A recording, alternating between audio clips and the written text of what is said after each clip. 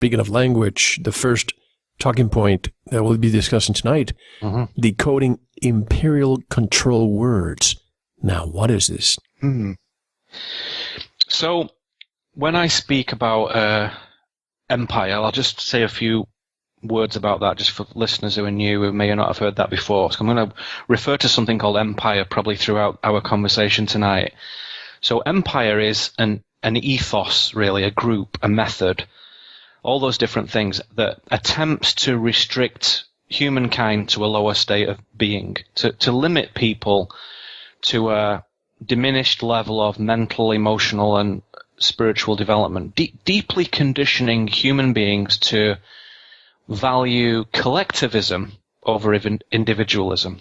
That's what it does. So I choose to use the term empire to describe this whole thing.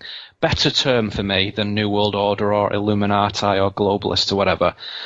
And I always also underline the fact that empire is not really a symptom of human brokenness, so much as a very, very distant echo of it. So it's not at all a cause. It's like a cold, like having a running nose is the symptom of something that's a virus that's already taken place. So to me, empire is what comes when we stop determining life for ourselves, when we discard our gift of creating reality, when we stop unfolding our spirit, we invite this strange, wicked empire to run our lives for us. We give our power to it. So of course, the term empire also does cover those perceptions about secret groups and globalism and centralization and negative occult practices and stuff like that. And it does preserve oligarchies and aristocracies and stuff. But above all, it's an ethos, it's a philosophy, it's a method, it's a group of people. And it is important to just understand that however powerful they may seem and whatnot, they are wrong-hearted, they are emotionally shut down, immoral, flawed, and essentially weak.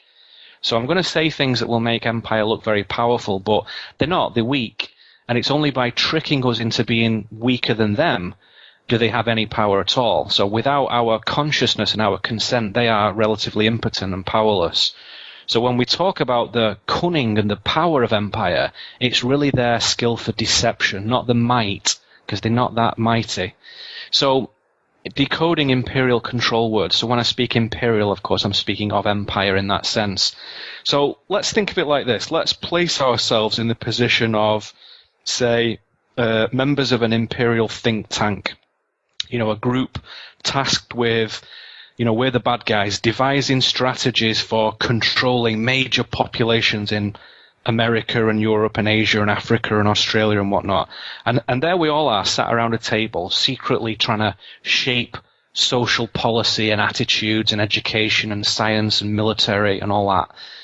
And let's say that one of our most important tasks, as it would be, is to persuade people to consent to accept the globalism of empire. How could we get people to do that? How could we get them to be helpless in what is essentially their own world? How can we get them to just do as they're told? So I would say with a very large section of the population, we'll call them, sleepwalkers, you simply give them diversions, stressful, repetitive jobs, sports, media, drugs, politics, and all sorts of sordid little avenues of distraction, all of which will fill up the lives so much that they won't really have any inclination to pay attention to what's going on in the world. They don't want to know. They'll leave all that to someone else. And I'd say that portion of the population is probably pretty big, maybe 70%, 5 billion people say. So it's not too hard there. You just fill up the lives with stuff. But let's say there's another 30% of the population who are a bit more thoughtful, a bit more self-educated maybe, a bit more insightful, who do look into the nature of things more. People like your listeners basically, and other shows like this and other areas of study and scholarly subject matter. People who want to learn about the world, who feel that there is surely a better way of doing things and maybe even we should be doing it ourselves. What about them? how does our imperial think tank sort of deactivate those people? Because if they're walking around saying things, alive, powerful, sovereign things, then empire won't last very long because they'll destroy it, those thoughtful, good people. So how do you take them offline? And my proposal to you this evening is that I would say about 250 years ago, which coincides with around the time of the Industrial Revolution in Europe, as literacy and education came within the reach of many millions more people than ever before, empire came up with a strategy, a very clever one, of controlling the language. And over the following, let's say, 150 years, leading up to, what would that be, about 1900, the language started to rapidly change. So people might think, language? What are you talking about? Why bother with, what's the major focus on language? Because simply, if you can control the words and their meanings, then you control the thinking. It's very hard to think without language. Even, silently and privately inside your own conscious reflections. Without words, it's hard to think. Try it, it's hard. So the words, or rather more importantly, the concepts they represent, are critical in human cognition and communication and conscious development. So empire, I see, has been very aggressively reshaping the language, slowly, for sure, but steadfast in sort of redefining key aspects of our spoken and written communication to distort reality, or certainly to distort the reality in our heads, to restrict our ability to think, and to produce confusion and self-doubt and obedience in the minds of people. And they're certainly making a determined and concerted effort to eliminate our power of judgment. So let me give you an example of that, because that's all very abstract. Let me give you a concrete example. Discrimination, right? We spoke about this briefly before, but let's just touch on that for a moment, and then we'll look at something else. If you can't discern things, then you can't make any decisions. You can't make any judgments. You can't choose. You can't know what's good and bad, what works and what doesn't. So if you eat away at that power of discernment, that which is simply our ability to judge quality, then you're making they're making discrimination, which is simply observing the difference between things, bad. It becomes a bad thing. So if you read your sort of Webster's 1828 dictionary, which is online, anyone can look at it, at that time the word discrimination means to distinguish, to observe the difference between stuff, to select from things, to make a distinction, to mark notes of difference. No mention of anything negative in the word discrimination, nothing. And if you take the 2016 definition of discrimination, the number one definition now is the practice of unfairly treating a person or a group of people differently. Right. Or from the Collins Dictionary, unfair treatment of a person, racial group, minority, action based on prejudice. From the Oxford, unjust, prejudicial treatment. Right? So the language has been changed. And what this then does is make all discrimination feel wrong, even the good types. So to discriminate now means to be unfair, perhaps even unlawfully so. And the secondary definitions of the same word, no one cares. No one looks at those. It's just the first thing that they look at. So if someone's on the smartphone and a young person who's not sure what that word means, or an old person or whatever, look it up. The first descriptive word is unjust. So in 1828, the description was distinguish, observe, select, mark differences. So that's a classic example. So imperial culture makes it look like discrimination is a bad thing. And by the time we're all old men, if we haven't educated our families and our young people properly, the new people coming in will assume, well, discrimination's a bad thing. We all know that. That's not true. They're trying to make it sort of unfashionable, hateful, so that sections of society cannot perceive truth. They won't want to judge for fear of discrimination. And you see that in New Age communities. What do they always say? Oh, I'm not judging. I don't want to judge. Right. Judging is wrong, which is stupid. How gullible and programmable those people are is just staggering to me. Judgment is a primary human skill. It's an instinct, a power, a natural observational tool for an intelligent man or woman. Without it, we're nothing. Judgment is very important. So if people give that up, and lose the ability to make their own mind up, they're in a bad way. What is good, what is bad, what's beautiful, what's ugly, what's rubbish, what's excellent, what they like, what they don't like. They can no longer make that judgment. They make themselves sort of feeble, right? So we've talked about that briefly before, but let's turn to another word, right? A big one, this. Democracy. But right? before you go to the democracy, let me just, right, if I might just add something Please, to it. Yes. Because all my life in the corporate world, I always use words like offering the XYZ for the most discriminating taste. I used that in marketing as far as I can remember. Or I remember this lady who wrote a letter when I left the corporate world, and she said, I am someone who will always distinguish you. Now, you use those two words these days for the most discriminating taste, and I bet you some people will be raising the political incorrect flag. They will because what it does, that changing the language, is it makes people afraid because they don't want to have that spotlight turned on them. Like a sort of concentration camp, and they've gone over the fence. The last thing you want is that spotlight on you. They don't want to feel that. So it makes people afraid to discriminate. It makes people afraid to get anything close to it. Use the word. So it's discriminate is a control word, right? So that's the imperial version of it. Democracy, a term that many, many people feel very comfortable and confident that they know what that is, A word used every single day in politics all around the world, and schools and governments and superpowers. Very, very common. And it appears, of course, to be a good thing. What is democracy? Well, it's some sort of system where the people are involved in electing representatives who administer local, national, and global affairs equitably on behalf of the people. And periodically, the electorate vote in new representatives to manage things. And through a system of checks and balances, there are various parties and beliefs that sort of fairly correspond to the prevailing perspectives of the people. And all our life we grew up thinking, quite naturally, that democracy sounds like a pretty good thing.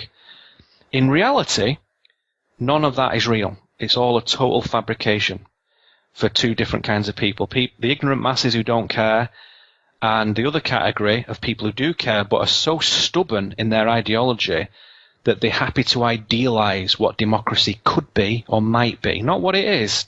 They don't deal with what's in front of them, and they willfully ignore reality and live in this fabricated dream world. And they're sold that dream by people like Karl Marx and Vladimir Lenin, and even today people like Tony Blair and Bernie Sanders and Jeremy Corbyn and people like that. And democracy, to them, it appears to be about freedom and elections and representation, but it's not. Democracy is a governing method of empire. It is feudalism, right? And for anyone who's not sure what that is, feudalism was a European system of social control, right, that was very dominant between about 900 AD and 1500 AD, round about then, a bit earlier, a bit later maybe, but around about that time, for hundreds and hundreds of years, more than the whole of American history. And it structured all society based on compulsory peasant labor, very sort of harshly administered by people who had essentially inherited resources and land from empire. And I would say it's the same thing today. You have to work for the administrators who have mysteriously claimed the resources, and it is peasant labor. So democracy is feudalism with pizza and BMWs, essentially.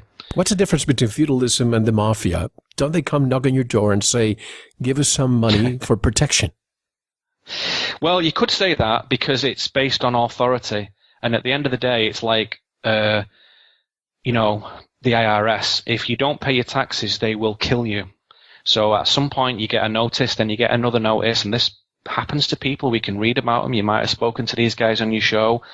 And then you get a visit, then you get police, then you get this, and then if you still don't respond, they will come to the door with guns, and if you don't come out, they will shoot you. So that authority is still present today, but it's just several stages removed. So democracy is a sort of very virulent disease of the mind, which is essentially, as I say, is a posh kind of feudalism. So let me give you another couple of words, and then we'll look into this a bit deeper. Liberalism, right? Liberalism. And again, let us know here that what liberalism appears to be just like the other things we've talked about, and what it actually is are different things. So liberalism appears to be people who believe in the freedom to express themselves. We're all the same. People choosing what they want to do in culture, politics, the arts, social sciences. Liberalism indicates free markets, civil rights, a secular government, and so on, right? But that is not at all what it really is. In reality, liberalism is a kind of imperial submission, a liberalism not formulated by the people, but by empire. So liberalism is decadence masquerading as social justice, right? Liberalism is imperial control. It's a decadence, and it's designed to destroy culture. So it's not what we think it is. Not all those nice men and women who vote for Obama, who, you know, our neighbours who we like, you know, good-hearted people who thought, well, this is a nice, decent guy. He's going to do something good. Maybe Hillary will continue it and do wonderful things. We're not on about those people who are doing that. I'm on about what it really is. So it's designed to destroy culture through this decadence. And again, be clear on the word decadence from the medieval Latin, decadentia, decay. So decadence means decay, from decadere, to decay. So decadence is not just like having a good time, like having a big slice of chocolate cake, you know, and your wife says, oh, I feel so decadent. It's not that. It's deep degradation. It's corruption and breakdown, especially with regard to morality and integrity and self-discipline, which is precisely what you see in mainstream society. Dehumanizing. It takes the human out of society, out of culture. It takes it all out. And that's exactly what happened in Berlin in the 1920s. Total decay, prostitution, pedophilia, sexual degradation, bestiality, rape, torture, murder, and all of those things were normal. They weren't aberrations, they were normal. A decadent society that had learned to believe that that was okay. This terrible corrosion of mind and heart, which in part led to the overwhelming German support for a restoration of honor and morality and decorum in society. And what happened after that is very debatable. That's a subject matter for another show. But the point today is language. So decadence is becoming socially normalized, and everyone is becoming sort of acclimated to it, starting with the youth. Everything's the same. It's all good. Nothing can be superior to anything else. Anything goes. No culture or race is better or worse. No more or less defined, you know? So in my personal cosmology, discrimination, democracy, liberalism, and all those things don't exist. They're not real things. The control words, they are control words. So when you hear discriminate, democracy, liberal, the control words. Diversity, right? There's another one. Appears to be about natural human diversity of creed and culture. I hate to stop you, but I just want to dissect some of these words. Yeah. Because I'm so glad, it's so refreshing. That stuff that I guarantee you folks, you are listening to us here thinking what Neil is thinking, but you're afraid to talk about it.